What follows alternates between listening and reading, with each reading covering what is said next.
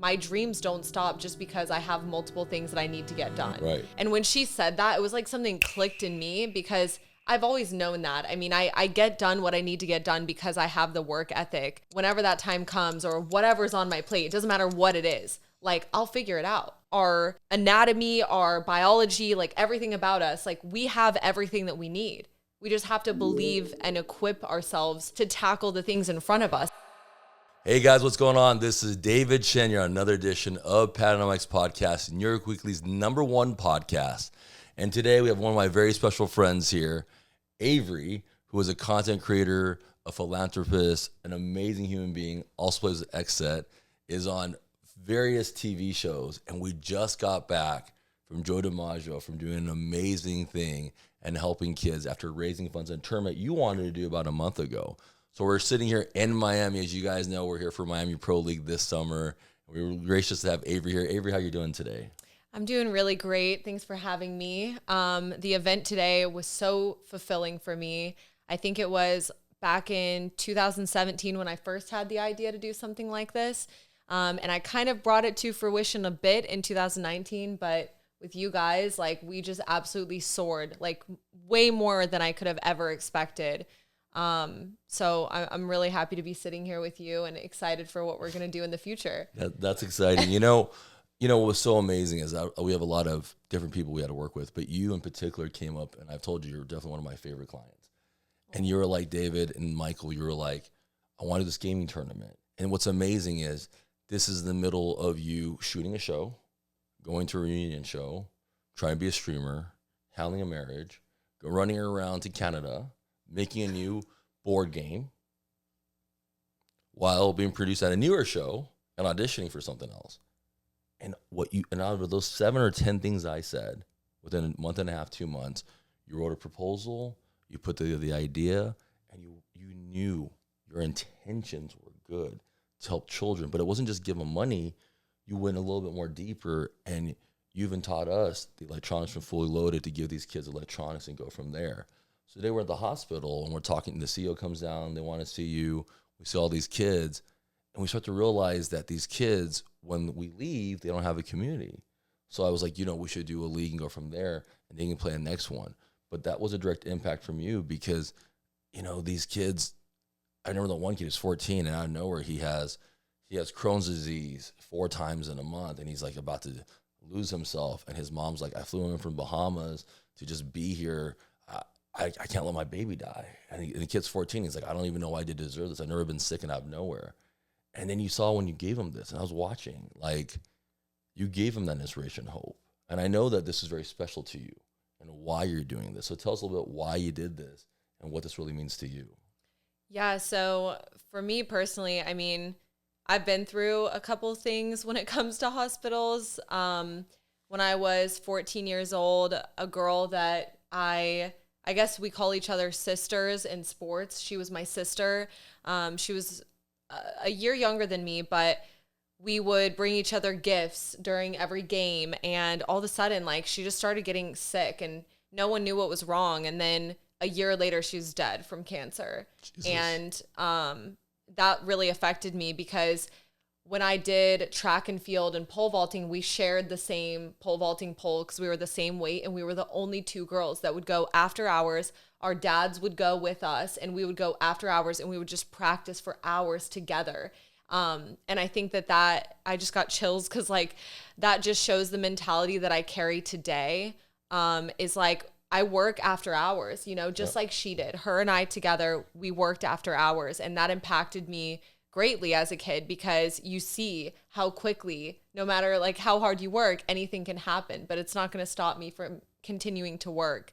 So once I got into gaming and, I had the opportunity to give back to kids in a way that she never had the opportunity to have. I mean, going from being active and working after hours to being in the hospital probably didn't have much to keep her entertained. But that's a huge motivation for me, as well as, other family members that I have that have been stuck in hospitals. So yeah, I just wanted to find a way that I could connect with those kids and give back and, kind of live out what we started when we were 13, 14 years old, but she's no longer here to carry that out. I think she's here. Yeah. I think you did your job. Well, thanks. You did. And the thing is, I had overheard the story for a quick second. You were telling the guy, and I just, you weren't telling me. I just heard it, but it resonated with me. This year my dad's been out of the hospital. It's probably been the hardest thing I've ever dealt with in my life. Understanding how bad healthcare is in this country, how bad people are being treated, some people, how lucky we are to have people that want to come visit us. Most people don't have people visit us. What I learned about this time was love has to be so unconditional. And a lot of times we don't have unconditional love because it's inconvenient love. In other words, it's convenient to love you if you're not sick. But now it's very inconvenient to love you because now I got to go do this and that and all the extra things and the pickups. And to me, I think that's the hardest part when you're dealing with this, is because you start to realize the people that you love, that you're supposed to love the same person, they don't do that anymore. Now it's inconvenient. And they'll love them, but only if it's convenient for them at a time they can go see them, when this human being, all they want is just a little bit of joy and love. And so I know that through social media and through streaming and through gaming, we've helped hundreds of thousands of kids go from there. And that's why I'm so involved in the gaming and streaming, because I know what it's like to have no one care about you ever, right? And because of that, what I've seen with you is you got into gaming and streaming, and you're not just killing it, but you make no excuses. You don't make any excuses. I don't know about that. I've never seen you make an excuse all the time we've been here, and you get your stuff knocked out. And I think because of that, that is such a tremendous force of things that you're doing, And I encourage a lot of people out there, because although we might not see our impact towards everybody, those 10, 15, 20 kids will never forget the first time they met a celebrity. And that was you. Well, people say that, but I really don't even consider myself a celebrity, to be honest. Like I work hard, and I know that having a social media following is, powerful in 2024, but at the same time, I think it's important for people to see me just as another person. Right. I don't want to be put on a pedestal. Obviously getting views in the right way pays my bills, but I don't want to be put on a pedestal, really. Like I care about people. I want others to thrive too. And I think that's one thing about, I guess, this 2024, like, social media culture that's up and coming is like, people don't want each other to win. And it's so weird because I've ran across those types of people in my career often, where it's like, when they're up, things are good. But when their friend is up, things are bad. And I'm like, wait, like, aren't we all winning together? Like, don't we all want each other to do well? And it's strange to me that there's so many people out there that are like just waiting for someone else to downfall. But the thing is, someone else doesn't have to fail for you to fly. You can both fly together. Oh, 100%. I once heard this. How miserable must your life be that you set your standards off of other people's sadness? Oh, yeah. And that's why they don't bother me. There's a lot of people that are like that. The people, look, there's 6-7 billion people in the world. There's so much money. There's so many industries. There's so many countries. There's really enough for everybody. Yeah. Right? Agreed. So now people are going to that. It's because they're so unhappy with themselves and who they are, no matter how fake they are. Because a good person who's happy doesn't bring anybody like that down. That's a fact. No matter who you are, how much money you make, what age you are, they're that miserable and sad. And to me, I feel sad for them. Mm-hmm. Me too. I pray for them. I want them. I let them have unconditional love, but I move on because they don't deserve to be in my power presence, because when they're bringing me down, I can have someone else that can replace them that deserves the help and to bring them up. And when I spend my time focusing on them, I have no time to focus on things that are positive, you know? And so it's really crappy, because I'll even tell you this story. I once had a group of people I used to mentor. They didn't even want me at my own table in the end. Think about, I'm trying to tell you this. 2-3 years taking care of these people, weekly mentoring, inviting them to, I charge a ton of money to do this stuff. At the end of it, they didn't want me at my own table. And this is how the world works. I used to think the more money you make, the more powerful you are, the more successful, the more people respect you. They just want you to keep failing because they're so miserable with themselves, right? And so to me, I think a lot of people are like NPCs where they play a role, and the role is like, I'm going to help you or not help you. And that changes. Like, you play every video game. Sometimes a Fortnite character helps you. Like, well, dude, you're just going to help me. And sometimes you can't do that anymore. I think a lot of people are NPCs. I don't think that they play a real intentional good role. And their role is just to screw you up and piss you off and F with your head. That's so I believe sad. That's so sad, though, because like I said, imagine how happy you would be. And this is not you, but other people. Just imagine how happy you would be if you felt the same joy for other people's successes as you felt for your own. It's like you'd be happy all the time because there's constantly people making moves. And once I heard that and started thinking about things in that way, it changed my mind because, yeah, there's sometimes you run across someone who sucks and they're mean and they're a jerk and you don't, you see that they're doing stuff and you're like, oh crap, like that person was so mean to me or whatever. But you got to take that completely out of your mind and just be like, good for them. Like, I'm going to focus on me though, for those types of people. And for your friends, like, cheer them on. Yeah. Make them more successful because you're cheering them on. I think a lot of people don't do that because they feel guilt in themselves. Like, oh, I'm as good as you are. I should do that, but I didn't do it because I had other things to do. Or I don't have time for that. Excuses. Or I take care of my mom. Or I take care of my kid. And I'm like, dude, I'm taking care of a 72-year-old man that I have to wipe every day while running 10 businesses and still trying to get married and sleep 3 hours a day for the last 20 years. And I've never once said to anyone on my team I couldn't get it done. Not one time. And the thing that hurts me the most is you have these people that you love, that you condition, that you train, that you mentor, that you work with, and they start to fall out with you because they start to lose gratitude. And at a young age, when you see people at a young age lose gratitude and not appreciate where they're at, I almost realize, well, shit, if you're like this now in your 20s, by the time you get your 30s and 40s, you're going to just be a bitter, angry person, right? And so those are the people I try to avoid in any genre or any opportunity or anything at all, because they're so unhappy with themselves that they will never, ever grow. And now what happens is after your 20s and your 30s, you get to your 40s, those people are literally the miserable people. Yeah. Those are the people that you see online and they've basically quit. And my running joke is you turn into a Progressive commercial because you just quit. It was like you just stopped doing it. You didn't think you'd follow your dreams. And so when someone sees someone like you or even me at my age, and we're still following our dreams, this is why we all love superheroes and we all love sports figures, because they never give up on their dreams. Yeah. So now you're 40-something, 3 kids, you never had a shot, and you're seeing this 20-year-old or this 4-year-old running around that we're running around. They're going to think to themselves, well, yeah, this happened because of this and this. And a lot of times, they don't even know better. Yeah, that reminds me. I was recently doing an event with a panel on stage at GameCon Canada, and they had some gamers, some people who like own gaming companies, and then some actresses that are really well known. Right. One of them was Deborah Ann Woll from Daredevil. She's like the main blonde actress. I didn't know of her before, but once I was there, I started having a conversation. We were in our car on the way to the event, and she had mentioned that she had a 3.5-year-old. And I was like, oh my gosh, you have a daughter. And she was like, yeah. And I was like, what is that like? Like, how did you balance your, career being such a successful actress with now, having a daughter? Because society teaches us that, once you have a kid, everything's over. Like, your life stops and you're just a mother and like everything's done.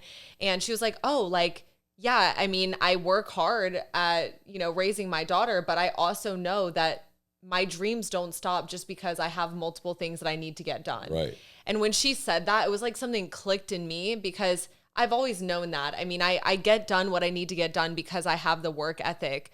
But now I feel so confident in my ability to be a mother, because I know that whenever that time comes or whatever's on my plate, it doesn't matter what it is, like, I'll figure it out. Yeah, absolutely. We always do. We're literally like our anatomy, our biology, like everything about us, like we have everything that we need. We just have to believe and equip ourselves to tackle the things in front of us. But people think that they're ill-equipped. They think that they have this and they can't get it done. But we really have all the tools we need. We just need to believe that we can do it. Yeah. So I love this because, so I don't know if you know what the string theory is or the multiverse I have theory? heard of it. Okay. Yes, I've heard of it. So Einstein developed the string theory, but in comics it's the multiverse, which means there's one of us in every part of the universe. So there's like, if there's 200 universes at the same time, there's 200 of us. This is how I go through life and know that I can kick ass. I'm going to tell everyone my secret. It goes like this. Okay. I'm ready. Somewhere in the multiverse, there's an Avi that's a president. There's an Avery that is the queen. There's a Michael that is the head of EA Sports. There's a David that's whatever it is. But in every universe, somewhere in this universe, multiverse, there's a great, amazing version of you who succeed in every dream. It's just possible. It's theoretically possible. It happens. That's what we believe in. So why not this fucking universe? I love that. Why not now? Because if that truly is what it is, and we all believe that we live in this place, why is it not in this universe? If I know this knowledge, can I not choose to be the president? Or can I not choose to be great? It's already happened in other universes. So true. So I have zero fears. And so when I walk into things now, it doesn't matter what it is, Miami Pro League, bare knuckle, phase, I walk in with zero fears because I know for a fact that somewhere, somehow, I was placed in this position and they were very successful. I love that. And that's a fact, right? Yes. That reminds me, one time I was driving down the road because my whole family is entrepreneurs. Right. And I was driving down the road and I was just seeing, I think it was Dunkin' Donuts or Starbucks. And I was like seeing it on every corner. And I was like, man, this thing is everywhere. So I went and I looked it up when I got home. And it was like the person that opened up this restaurant didn't even have a college degree. Yeah. Like they literally were like, let me just open up a coffee shop. And then Right. it became something. And then I was thinking about it and I was like, you don't have to be special to make something happen. You just have to believe that you can do it. Yeah. Like what if the person who made Starbucks or McDonald's or like these massive chains that you see was like, it's probably not going to happen for me, and then just never opened up a restaurant. Exactly. They're literally multimillionaires off of coffee. 100%. Coffee, which is like the world's most accessible bean most in the easiest world. thing, Like yep. it's the easiest thing. It's the cheapest thing we can possibly get. They just were like, let me just take these beans, put them in a drink, and open up a store. Oh, 100%. And the thing is, when everyone's around you, right, and they've never done it or they haven't seen it, I don't get mad because I'm just like, man, it's unfortunate that you haven't had this opportunity to see how big this world is. A lot of times, it's just ignorance. They just don't know better. They've never seen it. So I have guys that work for me. I'm like, yo, drive my car, drive the Rolls, drive the AMG. It's not what I'm trying to show off. It's to let them know that a guy who came here with nothing, you can also own that car. And you can also do this stuff if you really just want to.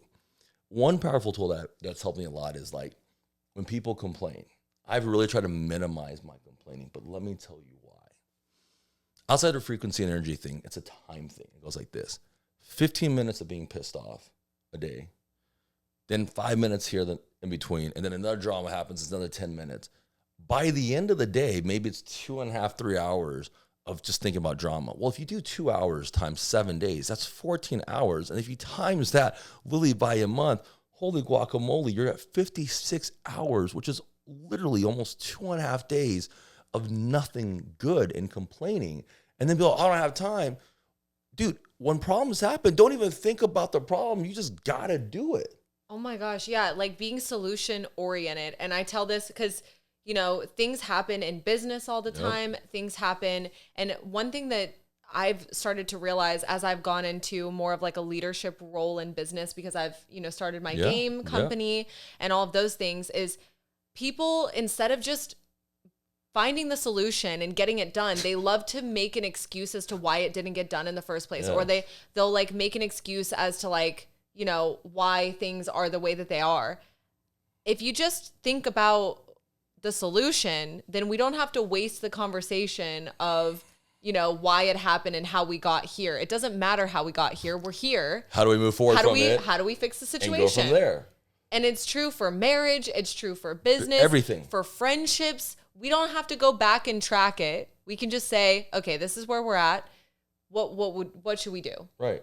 And there's so many people who waste so much time. And they do that because they're so uncomfortable with the fact that things are different from the things they know, right? So this is where it gets interesting.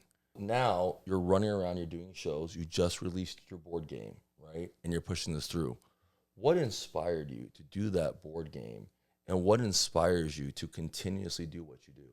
What inspires me overall is just knowing that everything that I do and everything I put my effort into has a background purpose of making people's lives better. And for the game, I kind of just listened to my audience and what they needed and what they wanted. And there were a lot of people that were saying, oh man, like I've never been on reality TV. Like I want to go on reality TV. I'd love to play this game. And I was like, how can I bring this game to people? Because the mole requires a production company. You can't just go over to a friend's house and play the mole. It's like a whole thing, right? But if I could bring that experience to people in a way that could help them to have an experience they wouldn't have had otherwise, then I'm going to do that. And then also I give 10% of profits to our organization that, you know, we get gaming systems into children's hospitals. But as far as overall, like streaming, gaming, all of the content, if you really look at my page and you really look at what I post, it all has one central theme to just bring joy into people's life, to either make them laugh or, you know, show them what a healthy marriage is like, or show them what good friendships and relationships are like. No matter what it is, if you look at like the center of my content, it's to bring joy into people's lives. It's good intentions. Yeah. That's what it is, right? Very, yeah. Amazing good intentions. You know, what's so amazing about these good intentions is when you're doing all this stuff and you're working so hard and you have these good intentions, give me something positive that people can learn and something that they have to be cautious about in this industry. In the gaming industry or just content creation in general? Content creation in general. So we'll start out with something to be cautious of. Something to be cautious of in the industry is everything that you put online stays online. So no matter what is happening in your personal life, or if someone comes after you online, like every comment that you make, every video that you post, every photo that you post, someone can screenshot it, download it, save it. It will live on the internet forever. So if I can caution people for one thing, it's to be very careful and know your why behind what you're doing before you do it. Because if you know why you're commenting or why you're posting or why you're making a video, you're going to stop and think about, does this feed into my why? If the answer is no, then you shouldn't move forward with it. And that's something I had to learn over the years because, you know, young people, you can be reactive. You know, someone says something. An example of this is the other day, someone told me that I was pregnant. Did you see this? No, I didn't see that part. Okay, well, I mean, I was like bloated a little bit, and I knew that I was, but the weird thing is that I knew I was bloated, but I didn't care to like suck it in. You know what I mean? So I just posted this cute video with my husband, and someone commented, "Are you pregnant?" I did see it. I did see it. I do remember it now. So this person commented, "Are you pregnant?" And I responded back, and I was like what? Question mark with a laughing face. Obviously no. And then they commented back, ha ha ha, yes you are. I've never seen your stomach look like that. Don't lie. And so I screenshotted it and I reposted it. And my intention was, if there's another woman who's looking at this, who can go, oh my gosh, it's normal to have like a bloated stomach when you're on your period, then I want other women to know that it's okay to have that. Like that is our female anatomy. My intention behind reposting it wasn't to embarrass the guy that commented, but it was to shed light on women who may feel insecure about their belly bloat, which is totally normal, and you shouldn't feel insecure about it. Yeah, you know, don't try and suck it in. Leave it out, girl. Let it hang. That's our anatomy. So, yeah. When you are dealing with everything that you've done from Netflix to other things that you're doing, when you are in the reality world, tell us something that people don't know about and how they skew it just a bit. In the reality world, something that people don't know about. I think a lot of people think that reality is much faker than it is. And the truth about reality TV is that people are placed in extremely emotional situations and then put on camera. Oh, wow. And so like, it mess with you then. It messes with you. But I think a lot of people think it's like super fake and people are arguing and stuff. And sometimes it's a little bit prompted. But yeah, it's pretty real and it's very emotional. It's very intense. You know, you're ripped away from your family and friends. You have no sounding board other than people that you don't know you can talk to. And so a lot of the times the emotions are raw and they're real. And even the situations are crazy that you're placed in. So, wow. But to caution against that, if you're looking into going on reality TV and you're very reactive or very emotional, again, take some time to like know your why, take a deep breath, and then go forward, because once it's on Netflix, Amazon, wherever it is, it lives there. Someone else owns the right to your face and your voice and that footage. And it's done. And it's done. You know, as we're doing this, I want to ask you a couple quick speed questions and go from there. Okay. Like this. Who is your favorite co-star on The Mole? Pranav, what's up? Okay, you told my me that. bestie. But you did tell me that honestly outside of this. So I know that's true. He's my bestie. Who's your favorite gamer to play with? Ooh. Honestly, okay, probably. So Pranav and I play a lot, and he's one of my favorite people to play with, but because I already answered him. So back when I started streaming in 2017, I created a core group of like 20 friends, and literally like, it's so hard to choose between them because they've been there through like my darkest moments. And like, even when I swapped platforms, they all came with, and I was shocked. I was like, whoa, these are like real friends. Right. So literally any one of those guys, they know who they are. My core community, they're my moderators, my friends. They're always there for me, and I'm so appreciative of them. So literally any one of them, they all make me laugh as well. Who's the hardest guy you played against in Call of Duty? Call of Duty, I haven't done many tournaments, but I can tell you one of the toughest tournaments I ever competed in for PUBG was, it was a Twitch Prime event, and I was up against, I mean, it was like Choco Taco, Shroud, Giant Waffle, Summit 1G, like literally all of those guys. I was up against them, and there was no chance. Like, just no chance. I mean, you could play, so if you're telling me no chance, that's insane to me. I mean, that was back when I wasn't very good, though. Oh, man. Like, that was at the beginning of my career when I had first gotten a rise, and, you know. I feel like that's me playing against 10-year-olds at Call of Duty and getting smoked by them in their mom's basement. Yeah, it was bad. I was like, oh. So, as we're wrapping up, I just wanted to ask you, if you could give the world one piece of advice, what would that be? Whether you think you can or you think you can't, you're right. Dang right, you're right. That's why you're right. Now tell everyone where they can follow you on social media. You know, you can just Google my extremely strangely spelled name, Avori. All of it will pop up for you. That's amazing. You guys, for David Chen and my homegirl Avery, love yourself, appreciate everything, just have gratitude. It could always be worse, but think it's always better. Good night, guys. We'll see you guys soon.